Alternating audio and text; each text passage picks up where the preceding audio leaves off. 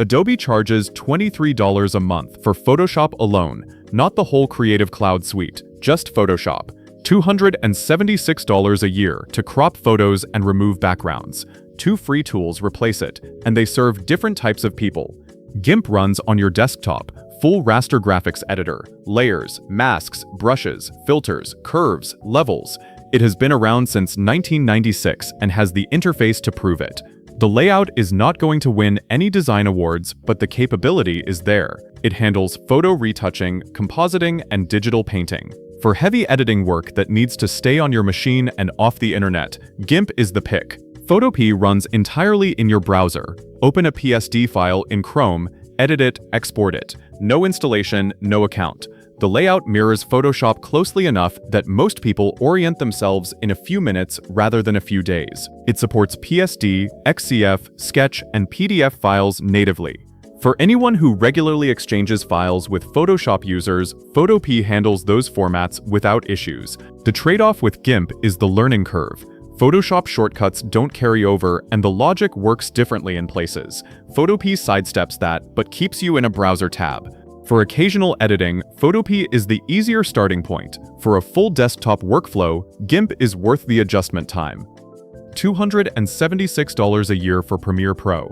That number stings a little less if you're billing clients. For everyone else, it's just $276 a year. DaVinci Resolve replaces it and costs nothing. Blackmagic Design, a company that builds professional cinema cameras, gives away the editing suite free as a way to get filmmakers deeper into their hardware ecosystem. The strategy works for them, and the side effect is that everyone else gets a professional-grade editor at no cost. The paid studio version, which adds noise reduction, some AI tools, and advanced export options, is a flat $295 one-time purchase, no subscription involved.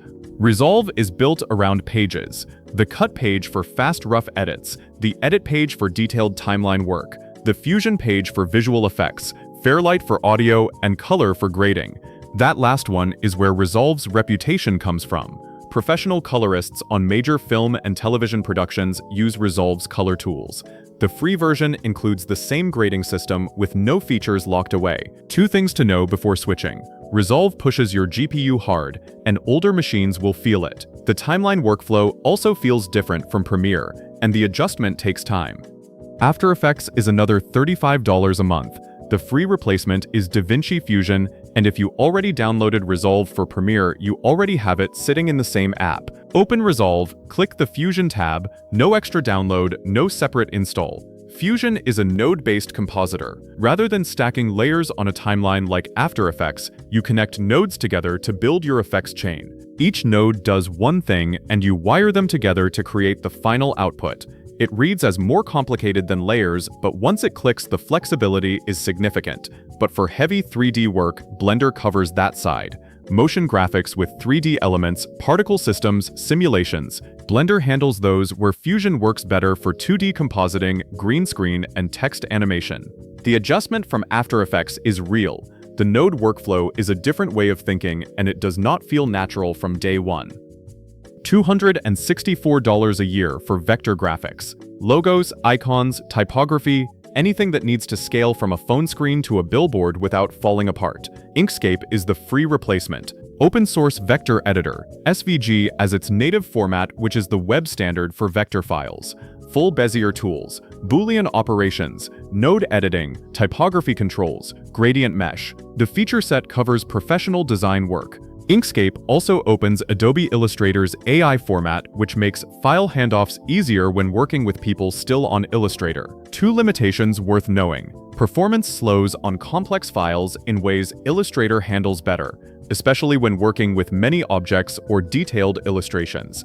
CMYK color support is also limited, which creates a specific problem for print designers where color accuracy going to press matters. For logos, web graphics, and digital illustration, neither limitation comes up. Most people paying for Audition are podcasters or video editors cleaning up audio. $35 a month for noise reduction and multi-track recording. Audacity does all of that for free. multi-track editor, noise reduction, EQ, compression, normalization. It has everything you need. Audacity also supports VST and LV2 plugins, which opens it up to professional audio tools used in real music production environments. The base install handles most podcast and voiceover work. The plugin support handles the rest. Adobe Animate is $35 a month, or $264 yearly for 2D animation, formerly known as Flash, and some of you just had a flashback. No single free tool replaces everything Animate does, so 4 of them are on the list. Synfig Studio handles vector-based animation with tweening and rigging. Tweening being the process of generating frames automatically between 2 keyframes, which is the foundation of smooth animation without drawing every frame by hand. The workflow is the closest to Animate's out of the 4. OpenToonz covers professional frame-by-frame animation. Studio Ghibli used it in production before it was released publicly as open source. The interface is not the most welcoming, but the capability at the professional level is real. Krita is a digital painting application with a solid animation system built in. For hand-drawn frame-by-frame work where each frame is painted rather than constructed with vectors, Krita fits that workflow better than the others. Blender's Grease Pencil system handles 2D animation inside Blender's 3D environment. The advantage is that 2D and 3D elements can share the same scene. Start with Synfig if you are coming from Animate, branch out from there based on what your work needs.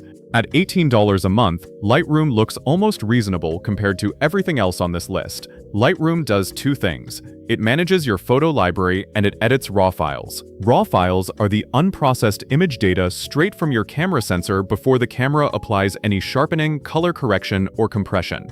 Editing in RAW gives you more control over the final image than working with a JPEG, but you need software that reads the format.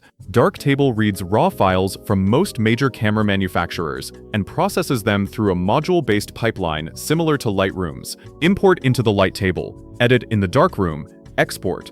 Non-destructive, meaning the original file is never touched and every edit can be reversed. It handles batch processing too, so applying the same correction across hundreds of photos from a shoot takes minutes rather than an afternoon. RawTherapee focuses purely on the processing side. No library management, just high-quality RAW conversion.